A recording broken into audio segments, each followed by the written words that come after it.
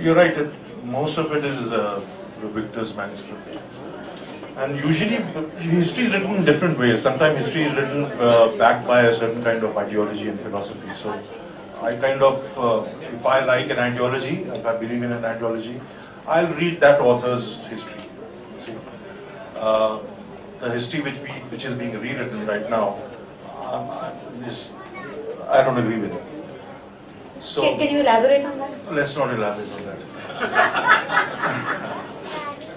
But as far as the Ainek is concerned, and I'm making this film called Rag Desh, the Song of the Nation. It's about Netaji's International Army and how eventually the army, the INA lost, but they won us our freedom. It's very ironical, and the whole mystery behind Netaji and what happened to Netaji, which is there so much in the news these days. But I'm not really interested in what really happened to Netaji. I'm more interested in what he did for the country. So history is interesting. I've been a history student I'm from Allahabad University. So I've read some very serious history. So history is interesting because it tells us about our past, and if we don't learn from history, we're doomed To repeat it, yeah. repeat it. So I kind of really respect history, and I really all the time. This subject really interests me. I don't really read fiction too much. I only read politics and history and changes in society. So history in all forms is interesting, but if it is backed by an ideology which you believe in, it makes it more interesting. Mr. Dhakar, you were with NFDC when Gandhi was commissioned. So what do you think about the film version of history? Is it okay to fictionalize? Recently we had an incident where a filmmaker was severely traumatized on his sets because he was sort of taking one side or portraying something. So what is your take on that? Should authors, filmmakers be allowed to give their version of history, or should they stick to facts? Are there in fact any facts?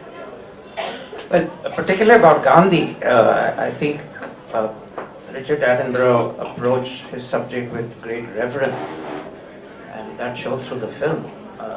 For him, Mahatma Gandhi was really the Mahatma, and I think that's the reason the film worked, because he made Gandhi such a great man, and the incidents were played up so very well with the right kind of sentiment and emotion. Now, if you set out to do the other kind of Gandhi film, which Richard Attenborough obviously wouldn't have done, but someone else could do, where you show a lot of the things that Gandhi did which were not Mahatma-like, and we know all about those, because a lot has been written about it. Unfortunately, we now live in an India where that would not be permitted. Though Mahatma Gandhi is worshipped only by default now, no one actually follows anything Gandhi has taught. But you try and make a film about Gandhi's his very strange ideas about relationships, about diet, about Raising his own son. about morality, etc. You make a film about that, and immediately all the hackles will rise. Mr. Nihalani will ban it. So this is where I think we need to change the thought process in our country. We need diversity of opinion. We need to see any man, however great he is, has a negative side, and we should be able to see that, and we should be able to talk about it. We should be able to depict it in a movie. Right? As it is, history is never truly is never the truth, in the sense that it is the truth as seen by a particular historian. And as you were saying, there is an approach, which is a philosophical, political approach. You could have a leftist history, you could have a right-wing history, and so on. After a drink, I was going to say. So, films, books, art is supposed to hold up a mirror to society. and provide a Rashomon-like perspective to an incident or whatever's happening in society at that point. If one side of that is shut down and only one side of the narrative is allowed to progress, then that becomes somebody's version of history, something that we've been reading for many, many years. So, your version as an artist. Can you repeat that, please? Like it's I have to say, a book is one person's point of view. I mean, everybody's point of view, and a film is a director's point of view. So I think somewhere that is what it's all about. So unfortunately, in the country we are and the way things are, movies, books, and any kind of idea has become a third person's point of view. Somebody else decides what you should write or you should do or you should think. It's a very confused situation.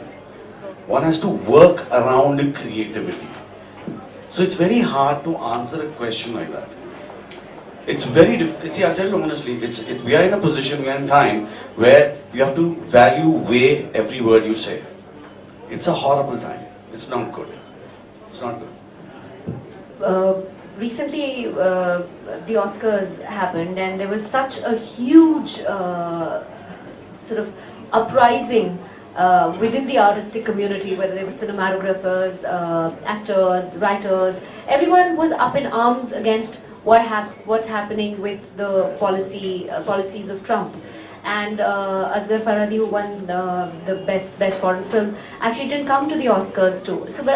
So as artists, as writers, as artists, should we not actually take some sort of a stand? But I think we're all really worried about our reputations and our bread and butter and all of that, and we don't actually take a stand in India about something like that. What do you think is the reason for that? Why are we not taking a stand? We are too frightened and too small a community to take a stand for anything.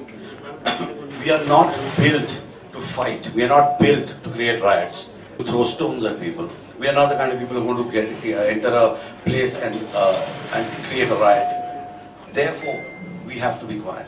Unfortunately, I wish the government, the law would help us out. If tomorrow we have the whole artistic film writers community gets together, hires a whole lot of goons with sticks and stones, and we start protecting ourselves, there'll be no difference between anybody else and us.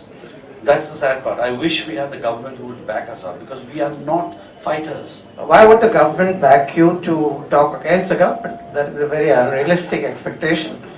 You have to, as artists, whether you're an actor or a writer or a director or whatever, you have to raise your voice. And I think when the conditions in the country are hostile, you need to raise your voice louder. And you can't wait for special dispensation to do that. It just has to come from you. It has to come from each one of us. Many a times the industry has raised voice, but nothing happens. Absolutely nothing happens. Just sorry to cut you short. During the emergency in 1975, Devanand Saab floated a party against the Congress openly. और बहुत सारे members थे उनके, but nothing happened to the party because Congress also lost. But so he had the guts. Arshad, sorry.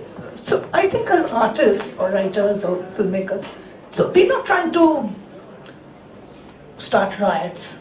We're not trying to. So what can we do? We tell stories.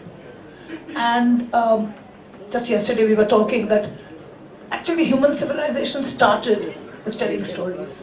When we started to tell stories, we moved from being one kind of species to another. Stories are the biggest currency that human beings have. And that's what we deal in. So when we start telling stories, maybe, cleverly, surreptitiously, but when we start introducing ideas, when we start introducing other points of view, that's the kind of thing that I think artists can do. We can't go out there and start riots. Stories are told to children by their parents right from birth. I don't know how much it has helped. We are not getting any better. You know what I mean? I mean, if telling stories, if that would help. I don't know what would help. We've gone to another level of discussion. But the fact is, I'm a bit, I'm not very happy with the way things are.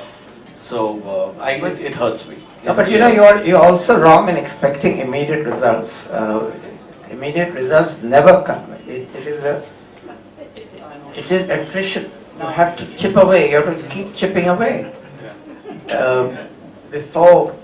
And I think the central message which has to go out, particularly now, is that patriotism is not just a case of waving a flag and becoming ultra-nationalist. Patriotism, the real patriotism, also involves correcting the faults of your society, which is being critical about society and all the wrongs in society. And our society is not perfect by any means. There are a huge number of things which are wrong with it. So if we talk about it, it is not being unpatriotic, it is being very patriotic. So coming back to the book, this book raises the much needed dialogue and discussion about, I'd like the authors to jump in at this point and talk about the narrative that this book has, because I'm married to one of the authors, so I have a little insider view into the book. So one of the narratives that is part of the book is the contribution that Bose and his men in khaki had to the freedom struggle. Sanjay, Namita?